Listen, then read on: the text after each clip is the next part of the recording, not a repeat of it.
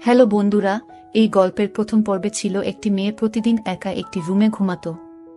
মেয়েটি ঘুমানোর সময় জিনের বাদশার ছেলে এসে মেয়েটির সাথে অনেক খারাপ কাজ করত। আর যখন মেয়েটির সাথে খারাপ কাজ করত, তখন রুমের ভিতর থেকে কান্নার আওয়াজ তার মা বাবার কানে আসত। তারপর তার মা বাবা লুকিয়ে একদিন বিষয়টি দেখতে পেল। তারপর তার মা বাপ এই জিনের পুত্রের সাথে যা করল তা শুনলে তোমাদের কলিজা উড়ে যাবে। তাহলে চলুন বন্ধুরা দ্বিতীয় পর্বটি শুরু করি। আর এই গল্পের প্রথম পর্ব প্রথম কমেন্টেই দেওয়া আছে, চাইলে প্রথম পর্বটা শুনে আসতে পারেন।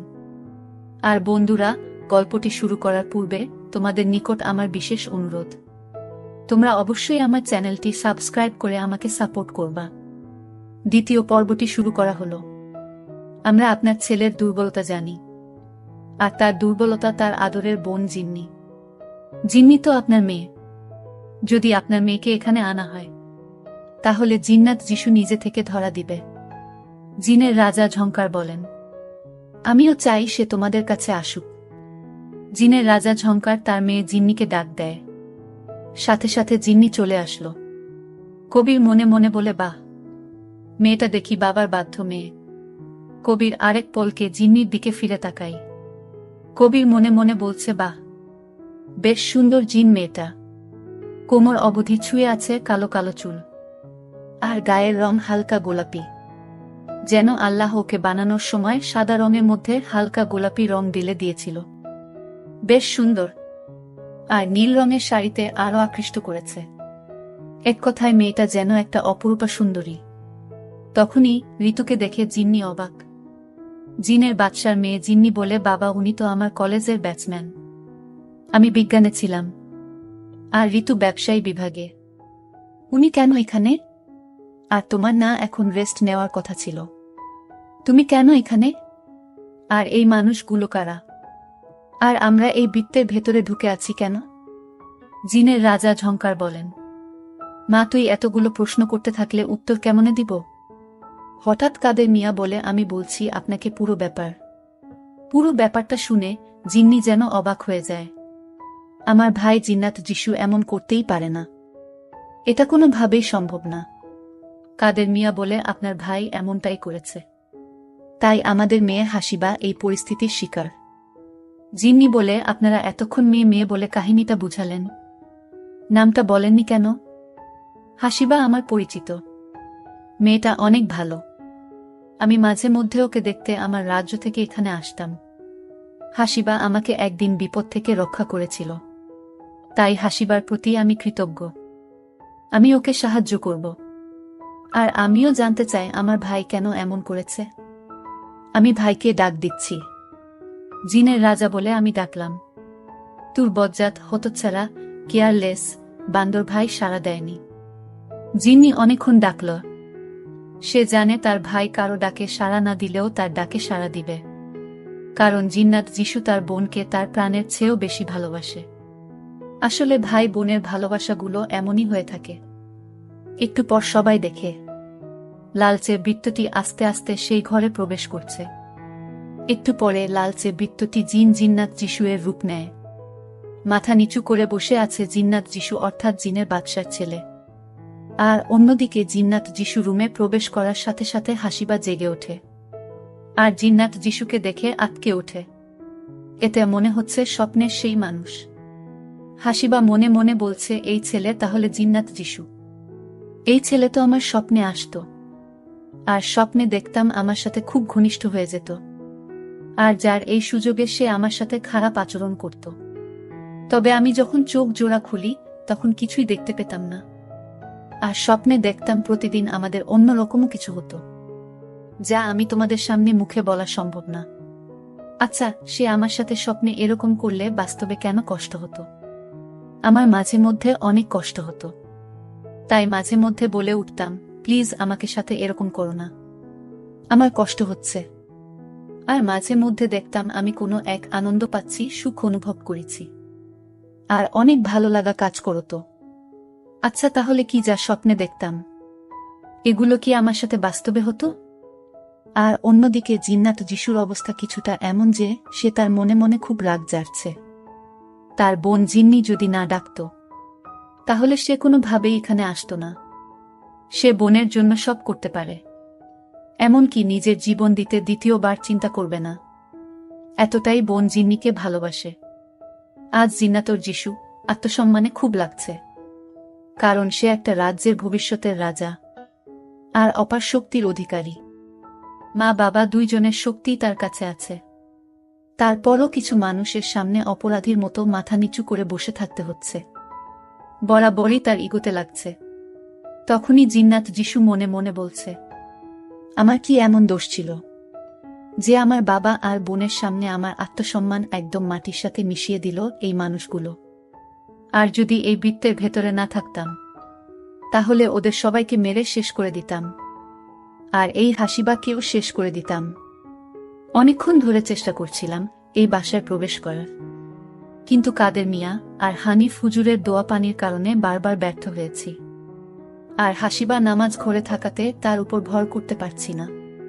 আসলে আসল কথা কি জানেন? মানুষ যত দোষ করুক না কেন, অন্যের দোষ বেশি দেখতে পাই আর নিজেকে ধোয়া তুলসী পাতা মনে করে। ঠিক জিন্নাত যিশুও নিজেকে ধোয়া তুলসী পাতা মনে করছে। একটা মেয়ের জীবন নষ্ট করেও তার যেন একটু অনুতপ্ত হচ্ছে না। রেনু বলে, আচ্ছা খুরশিদা ভাবি, এই জিন্নাত যিশুর চোখ এত লাল হয়ে গেছে কেন? আর মনে হচ্ছে যেন বৃত্ত থেকে বেরিয়ে আসতে পারলেই আমাদের সবাইকে মেরে ফেলত। খুরশিদা বেগম বলে, জিন্নাত যিশু কি করত জানি না, তবে আমি হাতের কাছে পেলে বেয়াদবটাকে আস্ত রাখতাম না। রতন বলে, আহা শান্ত হও, দেখি ওরা কি করে। ঋতু বলে, জিন্নাত যিশু সুন্দর করে বলবে কি কারণে রাত যখন গভীর হতো তখন হাসিবার সাথে এমন খারাপ কাজটা করতে? তোমার কি কোনো কিছুর অভাব আছে? তাহলে এই মেয়েটার জীবনটা কেন এইভাবে নষ্ট করলে? যদি সত্য করে না বলো তাহলে কিভাবে সত্যটা বের করতে হয় তা আমাদের জানা আছে। তাই বলছি তুমি সত্য করে বলো কেন এমনটা করলে। সেতু বলে, ভালোই ভালোই সব স্বীকার করে নাও। কবির বলে, অন্যতাই তোমার সাথে আমরা এমন কিছু করব যা তুমি কখনো কল্পনাই করতে পারবে না। অবশ্য স্বীকার করলে শাস্তি কমে যাবে। রাজা মশাই বলে, সব সত্যি কথা বলো। জিনের রাজা বলে, তোরে আমি সুশিক্ষা দিয়েছিলাম, কেন এমন আহাম্মকের মতো কাজ করলি? জিন্নি বলে, ভাই তোর বিয়ে করতে মন চাইলে আমাকে বলতি, মা বাবার সাথে এই নিয়ে কথা বলতাম, আর আমাদের রাজ্যের সেরা সুন্দরী তোর বউ করে আনতাম। উড়তে কাদের মিয়া বলে, জিন্নাত যিশু তুমি কি জানো না হাসিবার একটা ভবিষ্যৎ আছে? কেন মেয়েটার জীবন অল্প বয়সে ধ্বংস করে দিচ্ছে? হঠাৎ জিন্নাত যিশু বলে উঠে, উফ, আর কত? আপনারা কিন্তু আমাকে বড় জ্বালাচ্ছেন। চুপ করে আছি তার মানে এই না যা ইচ্ছা বলবেন। আর আমি হলাম জিন্নাত যিশু, জিনের বাদশার একমাত্র ছেলে। আমাকে বকা দেওয়ার অধিকার আপনাদের নেই। আপনারা ভুলে যাচ্ছেন আমি জিন রাজ্যের জিন্নাত যিশু, জিনের বাদশার ছেলে। আমার ক্ষমতা সম্পর্কে তোদের কোনো ধারণাই নেই। আর এই বৃত্তটি না থাকলে বুঝতে পারতেন সবাই। কত ধানে কত চাল।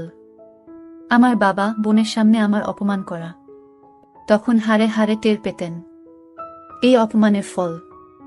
জিনের রাজা ঝংকার বলে, বড্ড বেয়াদব হয়ে গেছিস। আমার মানসম্মান মাটির সাথে মিশিয়ে দিলি। আর এইভাবে কেন কথা বলতেছ? সত্যি করে বলো, হাসিবার সাথে এমন করলি কেন? হাসিবা তো তোর কোনো ক্ষতি করেনি। জিন্নাত যিশু বলে, বলবো না আমি। কাউকে জবাব দিতে বাধ্য নই আমি। তখনই জিন্নি বলে, আজ যদি তুই সব খুলে না বলিস, কসম আমি এমন জায়গাতে যাব খুঁজেও পাবি না। আর মনে রাখবি তোর কোনো বোন নেই। আজ যদি সব স্বীকার না করিস তাহলে মনে করবি তোর জিন্নি নামে কোনো বোনই আর কখনো ছিলই না। জিন্নাত যিশু বলে, আমি কার জন্য আসছি এখানে? তুই না ডাকলে আমি জীবনেও আসতাম না এখানে। বাবার ডাকেও সাড়া দেয়নি, দেখিসনি। জানিস তো, প্লিজ বোন এমন করিস না। আমি বাঁচতে পারবো না তুই বিনা। জিন্নি বলে, তাহলে সব স্বীকার করো। কিন্তু তবুও বেশ কিছুক্ষণ জিন্নাত যিশু চুপ ছিল। কাদের মিয়া বলে, কি হলো বলো? যখন খারাপ কাজ করো তখন হুঁশ থাকে না। ও এখন বলতে গেলে লজ্জা পাও। হাসিবার বাবা রতন বলে, জিন্নাত যিশু ধৈর্যের পরীক্ষা নিচ্ছ মনে হয় আমাদের। সব বলো, না হয় তোমার অবস্থা খুব খারাপ হবে। খুরশিদা বেগম বলে, এখন চুপ কেন? রাতের পর রাত আমার মেয়ের সাথে খুব খারাপই করছস। ফস্টি নষ্টি করছ। আমার নির্দোষ মেয়েটা কিছুই জানত না, আর এখন স্বীকার করতে বলছি, মুখে তালা দিয়ে রাখছ কেন? রেনু বলে, শান্ত হন ভাবি, আপনি এমন করলে নিজে অসুস্থ হয়ে যাবেন। কবির বলে, আর কিছুক্ষণ অপেক্ষা করব, না বললে তোমার উপর আমরা যে কোনো সময় যে কোনো অ্যাকশন নিতে বাধ্য হব। হানিফ হুজুর বলে, আমার রাগ উঠলে তোমাকে শেষ করে ফেলব, কিন্তু জিন্নাত যিশু, তুমি জানো এটা করা আমার জন্য বড় ব্যাপার নয়। যা বলার তাড়াতাড়ি বলো। জিন্নাত যিশু তখনও চুপ ছিল। তখনই হঠাৎ ঋতু বলে, জিন্নি তুমি বরং যেখানে যাবে বলছিলে চলেই যাও। তোমার ভাইয়ের মুখে তালা দিয়ে আছে, এখন মনে হচ্ছে ভাজা মাছটা উল্টে খেতে জানে না, আর তোমার ভাই তোমাকে ভালোবাসে না, তাই এখনো চুপ। চলে যাও, যত তাড়াতাড়ি পারো। জিন্নি বলে, এখনই চলে যাচ্ছি ভাইয়া, তুই আমাকে জীবনেও আর খুঁজে পাবি না। জিন্নাত যিশু চোখ জোড়া অশ্রুতে টলমল করছে, আর চোখ জোড়া আগুনের গুলার মতো লাল হয়ে আছে। অবশেষে জিন্নাত যিশু হঠাৎ রেগে মেগে বলে উঠে, আমি প্রতিশোধ নিচ্ছি। হাসিবা আমার সাথে খুব খারাপ ব্যবহার করেছিল, তাই আমি তাকে কোনোভাবেই ছাড়ব না। জিন্নি অবাক দৃষ্টিতে তাকিয়ে আছে জিন্নাত যিশু দিকে। জিন্নি বলে, তুই একটা জিন, আর হাসিবা একটা মানুষ, আর তুই নরমাল কোনো জিন নই। জিন রাজ্যের জিনের বাদশাহর ছেলে, তোর সাথে ওর কিসের শত্রুতা? জিন্নাত যিশু দীর্ঘ নিঃশ্বাস নেই। তখন অন্যদিকে হাসিবা সব শুনছিল। কে কি বলছে, কি করছে, তবে সে চুপ ছিল, কারণ সেও জানতে চায় কেন রাতের গভীরে এমন একটা ঘৃণ্যতম কাজ জিন্নাত যিশু তার সাথে করত। জিন্নাত যিশু রেগে মেগে তার চোখ জোড়া বন্ধ করে করল আর বলতে লাগল, শুনুন তাহলে সে আমার সাথে কি খারাপ আচরণ করেছিল। আমি আর আমার বোন খুব ঘুরে বেড়াতাম, দুইজনেই ভ্রমণ পিপাসু, আর আমাদের যখন যেখানে ইচ্ছা চোখের পলক ফেলতেই চলে যেতে পারি। সব জায়গায় তো জিন থাকে। বাবা খুব ভালো রাজা, তাই সবাই বাবাকে অনেক সম্মান করে, ভালোবাসে। আর যেখানে যেতাম সেখানকার জিনেরা আমাদের খেয়াল রাখতেন, আর যে কোনো সমস্যার মধ্যে পড়লে যেখানে যেতাম সেখানে জিনেরা সামলে নিত। তাই মা বাবাও নিশ্চিন্তে আমাদের ভাই বোনকে ঘুরতে দিত, কোনো বাধা দিত না। কিন্তু একদিন বোন বলে কক্সবাজার সমুদ্র সৈকতে ঘুরবে, তাই একদিন আমি আর বোন কক্সবাজার সমুদ্র সৈকতে ঘুরতে আসি। দুইজনে নির্জন জায়গায় বসেছিলাম, কিন্তু একটু পর আমার ছোট বোন জিন্নি আমাদের বাসায়, মানে আমাদের রাজ্যে ফিরে যাবে বলে। তার নাকি কি কাজ বাকি আছে, আমাকেও চলে যেতে বলে। কিন্তু আমি প্রকৃতির সুন্দর এই রূপকে আরও উপভোগ করতে চাইছিলাম, তাই বলি তুই যা, আমি কিছুক্ষণ থাকি এখানে। জিন্নি বলে, বুঝেছি, তুই এই রোমাঞ্চকর সময়টা আরও উপভোগ করতে চাচ্ছিস। জিন্নাত যিশু বলে, কেমনে বুঝ মনের কথা? জিন্নি বলে, আমি তোকে দেখলেই আমি তোর মনের কথা বলতে পারি। এই বলে জিন্নি আমাকে রেখে চলে গেল। অল্প সময় নিমিষেই হাওয়ার সাথে মিলিয়ে গেল। আমি কিছুক্ষণ বসে থাকার পর হঠাৎ একটা মিষ্টি গানের গলা শুনতে পেলাম। আমার মন সেই সুরে মাতাল হয়ে যায়, আরও দ্রুত খুঁজতে থাকি সেই সুরটাকে, সেই কণ্ঠকে। সেই কণ্ঠ রীতিমতো আমার হৃদয়কে ঘায়েল করে দিল। খুঁজতে খুঁজতে হঠাৎ আমি দেখতে পেলাম একটা পিচ্ছি মেয়ে গান গাইছে। পরনে ছিল সবুজ রঙের শাড়ি, আর চুলগুলো খোলা ছিল, কোমর ছাড়িয়ে হাঁটু অবধি চুল। অসাধারণ এক মায়াবী কন্যা, চোখ জোড়া কাজলের খালি দিয়ে আঁকা। তার এই সৌন্দর্য দেখে আমি তার প্রেমে পড়ে যাই। মূলত তাকে ভালো লেগে যায় তার ঘনকালো চুলের গোছার জন্য, আর ভুবন ভোলানো হাসির জন্য। তার হাসিটা বেশ সুন্দর। আমি তাকে গভীরভাবে পর্যবেক্ষণ করছি, কিন্তু সে কথা জানে না। সে তার আপন মনে গান গেয়ে চলেছে, আর ওকে ঘিরে বসে থাকা ছেলে মেয়েরা মুগ্ধ হয়ে গান শুনছে। দেখতে দেখতে তার খুব কাছে চলে গেছিলাম, যার ফলে তার চুলের অপরূপ ঘ্রাণ আমার নাকে পাচ্ছিলাম। অনুভব করতে পারছিলাম সেই মন মাতানো সৌরভ। আমি উপলব্ধি করলাম আমি ওর থেকে 2 ইঞ্চি দূরত্বে আছি। সেদিন গান শেষ হতেই সবাই চলে যেতে লাগল। আমি সেই মেয়েটির পিছু নিলাম, ওর বাড়িটা চিনে নিলাম। কিন্তু সেদিন রাতে আমার অবাধ্য মন আবার পাগলামি শুরু করে বসে। তখন ইচ্ছে হচ্ছিল মায়াবতীর চুলের ঘ্রাণ নিতে, তার কালো আকর্ষণীয় চুলগুলো দেখতে। আমি আর নিজেকে কন্ট্রোল করতে পারলাম না। অবশেষে সেদিন রাতে হাসিবার বাসায় প্রবেশ করি। হাসিবার রুম খুঁজে পেতে কষ্ট হলো, কিন্তু শেষে ঠিকই খুঁজে পেলাম। আমি যখন রুমে গেলাম, দেখি সে বাচ্চা মেয়ের মতো ঘুমাচ্ছে। তার ঘুমন্ত মুখ দেখে আমি আরো ঘায়েল হয়ে গেলাম। আসলে কিছু কিছু মেয়েদের ঘুমন্ত মুখ দেখতে অসাধারণ লাগে। আমি তাকে ছুঁয়ে দিতে চাইলাম, কিন্তু পারলাম না। আমি চিন্তায় পড়ে যাই, কেন এমন হলো? আমি আমার শক্তি ব্যবহার করে দেখি যে ঠিক কী কারণে এমন হচ্ছে। অবশেষে বুঝতে পারছি, সে রাতে ঘুমানোর আগে আয়াতুল কুরসি পড়ে ঘুমিয়েছিল হাসিবা। তাই তার কাছে যাওয়া আমার পক্ষে সম্ভব হচ্ছিল না। রাতে ঘুমানোর সময় আয়াতের কুরসি পড়লে জিনরা ধারে কাছে আসতে পারে না। আমার ক্ষেত্রেও তাই হলো। আমি তাই সামনে থাকা চেয়ারে বসে হাসিবাকে দেখছিলাম। এইভাবে সেদিন রাতে আমি চলে এলাম। পরে তাকে দেখতে আবার আমার খুব মন চাইল। তাই আমি আবার সকালে হাসিবাকে দেখতে গেলাম। সে স্কুলে যাচ্ছিল, আর আমি আমার রূপ কিছুটা কালচে ভাব এনে ওর সামনে স্কুলের পথে ইচ্ছে করে ধাক্কা খেলাম। হাসিবা বলে, ওই মিয়া, চোখ জোড়া কি বাসায় রেখে আসছেন নাকি? চোখ জোড়া বন্ধ করে চলেন। আমি বললাম, সরি। হাসিবা আর এক মুহূর্ত না দাঁড়িয়ে স্কুলে চলে গেল। আমি দাঁড়িয়ে থেকে তার চলে যাওয়া দেখছিলাম। এইভাবে রোজ দেখা হতো, তবে হাসিবা কখনো আমার সাথে ভালোভাবে কথাই বলতো না। আমার চোখে হাসিবাই বিশ্বের সেরা সুন্দরী, তাই আমি তার সাথে বন্ধুত্ব করতে চাইতাম, কিন্তু সে বারবার আমাকে ফিরিয়ে দিত। আমাকে দেখলেই হাসিবা রাগিয়ে একটা মুখ বানিয়ে চলে যেত। তবে প্রতিদিন হাসিবার রুমে আমি যেতাম। ধরা ছোঁয়া যেত না, শুধু দূর থেকে দেখা যেত। সে প্রতিদিন আয়াতুল কুরসি পড়ত, তাই এমনটা হতো। তবে বেশ লুকিয়ে লুকিয়ে দেখতাম হাসিবাকে।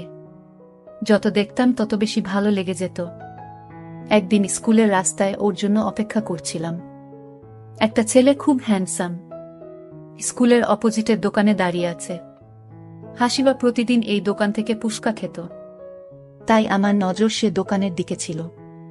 হাসিবা আজও গেল সেই দোকানে, কিন্তু সেই ছেলেটা হাসিবা দোকানে প্রবেশ করতেই হাঁটু গেড়ে প্রপোজ করে বসে। হাসিবা কোনো কিছু না বলে পাশ কাটিয়ে চলে গেল। তার এই সচ্চরিত্রা আমাকে আরো মুগ্ধ করল। তাই আমি ভাবলাম, আমি তাকে আমার মনে কথা বলবো, তাকে ভালোবাসার প্রস্তাব দিব। তাই পরদিন সকালে আমি 100টা গোলাপ, আর বেশি করে চকলেট, আর একটা পুস্কার দোকান সহ হাসিবার অপেক্ষায় আছে। হাসিবা আসতেই আমি হাঁটু বাজ করে ফুল দিলাম, কিন্তু ঠিক তখনই হাসিবা আমাকে অবাক করে বসে। সে আমার হাতে রাখা ফুলগুলো নিয়ে নেই, আর 1 সেকেন্ড দেরি না করে সেগুলো মাটিতে ফেলে দেয়, আর ফুলগুলো পা দিয়ে নষ্ট করে ফেলে, আর চকলেটগুলো ডাস্টবিনে ফেলে দেয়। এরপর আমি অবাক হয়ে এক দৃষ্টিতে তাকিয়ে আছি। ওর কাণ্ড দেখে আমি ভাবনায় পড়ে যাই। আমার ভাবনায় ছেদ পড়ে যখন গালে একটা তীব্র যন্ত্রণা অনুভব করি। একটু পর বুঝতে পারছি আমার গালে হাসিবা থাপ্পড় দিয়েছে। আর হাসিবা বলে, তোর সাহস কেমনে হয় আমাকে প্রপোজ করার? তোর মতো হাজারটা লাফাঙ্গা আমি জীবনে অনেক দেখছি। নিজের মুখ মনে হয় আয়নার মধ্যে দেখিস নাই? এই মুখ নিয়ে আমাকে প্রপোজ করতে আসছস? দেখস নাই ওই দিন সে ছেলেটাকেও অ্যাকসেপ্ট করিনি। তুই যে আমাকে ফলো করস তা আমি জানতাম, কিন্তু তুই আজ লিমিট পার করে দিলি। আসছে বামন হয়ে চাঁদ ধরতে। নিজেকে আমার উপযুক্ত করো, তারপর ভেবে দেখব। আমি বললাম, বাহ, এত তেজ, কিসের এত অহংকার? তোর লাইফ যদি তছনছ না করি তাহলে আমি জিন্নাত যিশু নই, আমি জিনে বাদশার ছেলে নই। কথাগুলো মনে মনে বললাম। তারপরেও আমি চুপ করে রইলাম। আমার কথাগুলোতে হাসিবা কোনো পাত্তা না দিয়ে চলে গেল। এরপর থেকে অপমানের আগুন আমার মনে দাও দাও করে জ্বলে উঠল। মনে মনে শপথ নিলাম, আমি এর প্রতিশোধ নিয়ে ছাড়ব। কিন্তু সেদিন রাতে আবার তার রুমে প্রবেশ করি, তবে মনের টানে নই, প্রতিশোধের নেশায়। সেদিন রাত গভীর হতেই আমি হাসিবার রুমে প্রবেশ করি, কিন্তু হাসিবা কই? এই রুমে নেই। এইভাবে 7 দিন গেলাম, কিন্তু পেলাম না। 8 দিনের দিন দেখি আমি হাসিবার বাসায় প্রবেশ করতেই পারছিলাম না। যখনই প্রবেশ করতে যাই, কি যেন অদৃশ্য শক্তি আমাকে বাধা দিচ্ছিল। এইভাবে প্রতিদিন যেতাম, কিন্তু ওর দেখা পেতাম না। এইভাবে 2 বছর কেটে গেছে। অবশ্য হাসিবার কিছু মনে থাকার কথা না, কিন্তু আমার মনে ওর বলা প্রতিটি কথা মনে আছে। এক প্রকার কথাগুলো মনে দাগ কেটে দেয়। কিন্তু হঠাৎ একদিন আমি ওদের বাসায় প্রবেশ করতে পারলাম। 2 বছর পরে সেদিন রাতে সফল হয়েছিলাম। আর এক মুহূর্ত দেরি না করে হাসিবার রুমে প্রবেশ করি। দেখি হাসিবা ঘুমাচ্ছে। মেয়েটা আরো সুন্দর রমণী হয়ে গেছে, তবে বাচ্চা বাচ্চা ভাবটা এখনো রয়ে গেছে। আর সেদিন লাল রঙের ফতুয়া পরা ছিল। খুব সুন্দর লাগছিল ওকে, কিন্তু মনের তীব্র রাগ আর প্রতিশোধ নেয়ার জন্য মন অস্থির হয়ে গেছে। ফলে প্রতিশোধ নেয়ার জন্য, তার সবকিছু নষ্ট করার জন্য ওঠে পড়ে লাগলাম। তার খুব তেজ, খুব অহংকার এই রূপ নিয়ে। সেদিন তার জীবনের গুরুত্বপূর্ণ জিনিস, তার সম্ভ্রম আমি শেষ করে ফেলি। আর সেদিন রাগে আমি খেয়ালি তার কষ্ট হচ্ছে। আর সেদিন সে আয়াতুল কুরসি পড়েনি হয়তো, তাই অতি সহজে আমি আমার উদ্দেশ্যে সফল হয়ে যাই। সেদিন খুব ভালো লেগেছিল আমার প্রতিশোধ নিতে পেরে, কিন্তু সেদিন আমার অন্য কোনো দিকে মন ছিল না। হঠাৎ হাসিবা বলে ঘুমের মধ্যে, আমার সাথে এমন করছেন কেন? আমার কষ্ট হচ্ছে অনেক, দয়া করে আমায় ক্ষমা করুন। দেখলাম সে জেগে উঠছে আস্তে আস্তে, কিন্তু আমি জাদু দিয়ে ওর কাছে বাস্তবটাকে স্বপ্নে পরিণত করে দিই। আর আমার মুখ ভালোভাবে চিনত না, কারণ আমি আমার বাস্তব রূপে ছিলাম। সেই কালো অবস্থায় থাকলে হয়তো কিছুটা চিনতে পারত। আমার জাদুর ফলে ওর কাছে সব স্বপ্ন মনে হতো। আমি সেদিন রাত যখন গভীর ছিল, তখন তার সাথে শুভ মুহূর্তে সে আমার কন্ট্রোলে চলে আসে।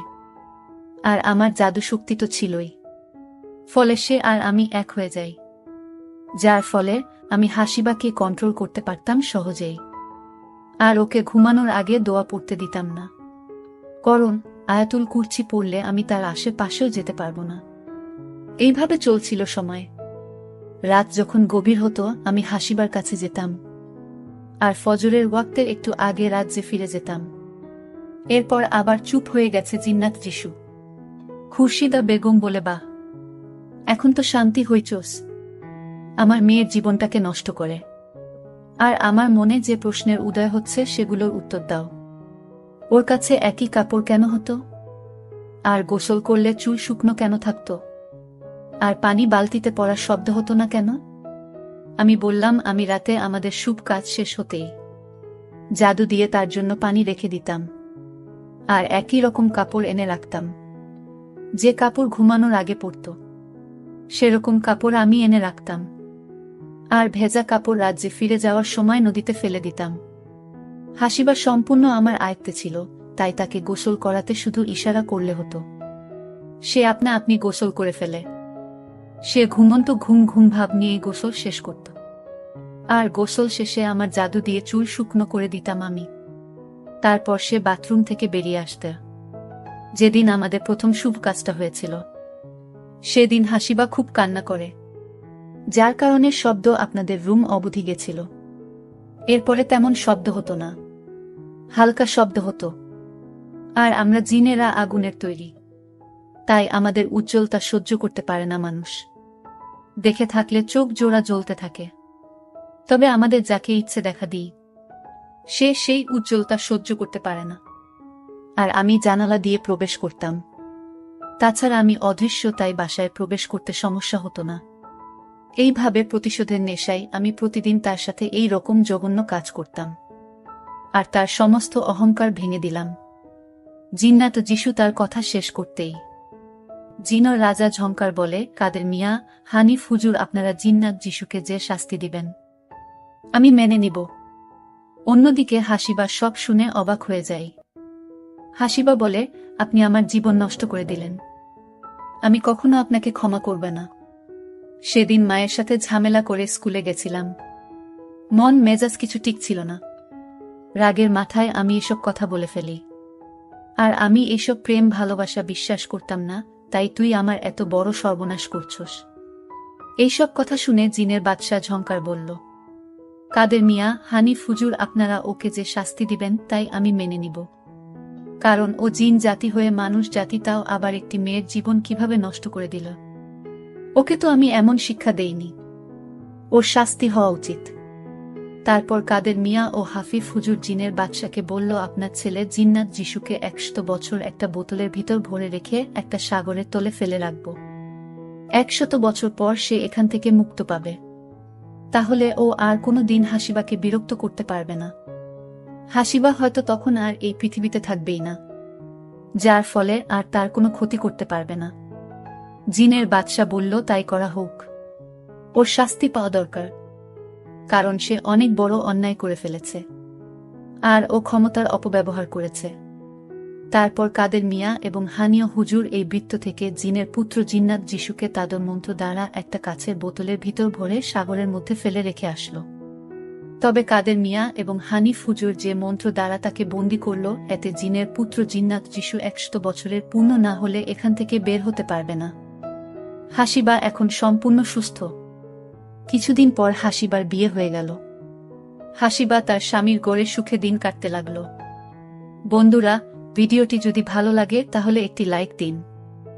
আর তোমরা যদি এরকম ধরনের ইন্টারেস্টিং ভিডিও পেতে চাও, তাহলে দয়া করে আমার চ্যানেলটি সাবস্ক্রাইব করো। পরিশেষে তোমাদের সকলের নেক হায়াত কামনা করি। ভিডিওটি দেখার জন্য তোমাদের সকলকে অসংখ্য ধন্যবাদ।